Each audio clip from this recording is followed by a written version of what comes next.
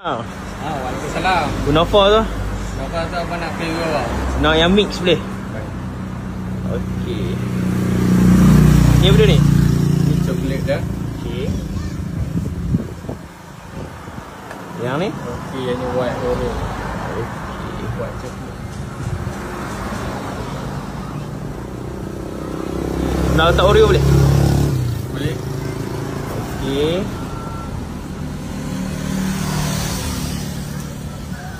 Lepas tu saya nak drizzle lah. Drizzle madu boleh? Okey.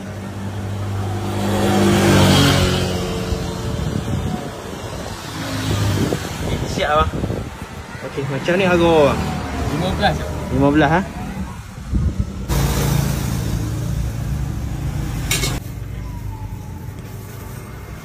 Yang ni apa bang? Ni kunafa dah. Oh, okey.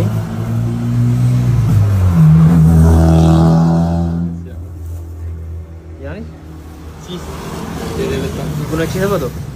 cream cheese. Oh, cream cheese. Okey. Lepas tu tak balik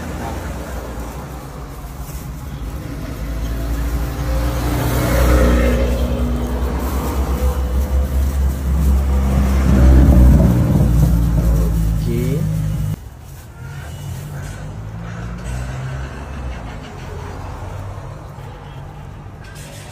Alright.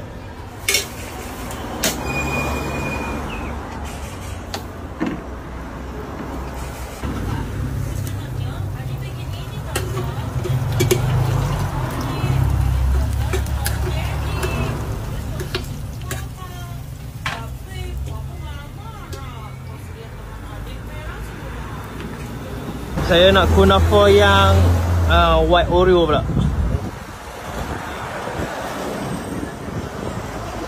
White Oreo atas ada white chocolate lah. Okey. Tu. Kita dah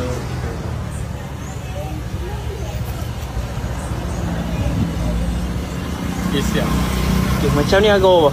15. 15 juga ah.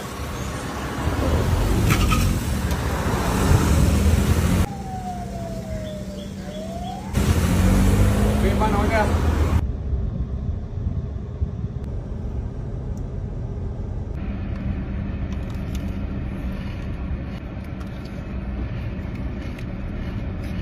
Start 11 pagi, Okey. tutup pukul 6 setengah. Okey. Kami cuti setiap hari Jumaat abang. Okey, ni lokasi kat mana? Lokasi kami dekat Taman Ria berdekatan dengan Masjid Al-Muttaqin.